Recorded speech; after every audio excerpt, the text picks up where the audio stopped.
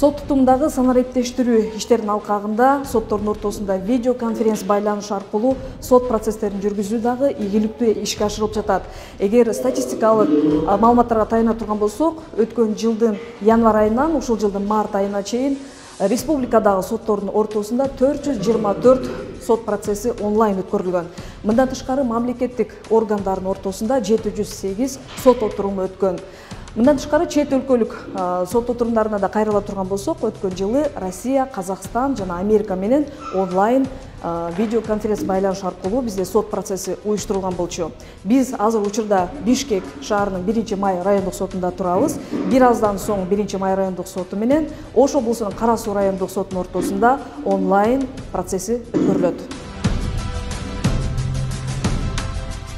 Бишкек шаарынын тургуну сурак берүү үчүн Ош облусунун Кара Суу райондук сотуна бара албай тургандыгын негиздеп, онлайн сот отурумун уюштуруп берүүсүн өтүнгөн. Жарандын өтүнүчү канааттандырылып, бүгүн сот отуруму видеоконференц байланыш форматында өттү. Ош облусунун Кара Суу райондук соту ишке байланыштуу экспертти аралыктан сурак алды. Сот отурумунун мындай форматта өтүшү ага тиешеси бар тараптар үчүн ыңгайлуу, анткени убакыт менен чыгымдарды үнөмдөөгө болот. Өтө жакшы, өтө ыңгайлуу.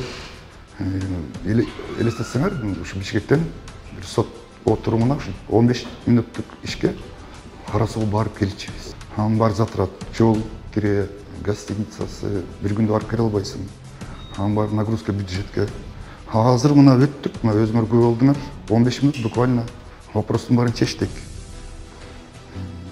Техникалык жактан даярдык жакшы экен. Эскерте кетсек, COVID-19 коронавирус инфекциясы күчөп жаткан учурда Кыргыз Республикасынын өкмөтүнө караштуу жазаларды аткаруу мамлекеттик кызматы айыпталуучуларды сот залдарына алып келүү аракетин убактылуу токтоткон болчу. Ошол учурда республикадагы соттор видеоконференц байланыш аркылуу аралыктан сурак алууга өтүшкөн. Бүгүнкү күндө дагы сот ишке катышкан тараптардын өтүнүчү менен жабырлануучуну, күбөнү, экспертти, адисти онлайн аркылуу аралыктан суракка алууга укуктуу. Кыргыз Республикасынын кылмыш жаза процессуалдык кодексинин 290-беренесине ылайык адамдын кылмыш иши каралган жери жана ден соолугунун абалы же башка жүйөлүү себептер боюнча сотко келүүсү мүмкүн эмес болгондо, ошондой эле адамдын коопсуздугун камсыз кылуу зарылдыгы учурунда сот отуруму видеоконференц байланыш аркылуу жүргүзүлөт.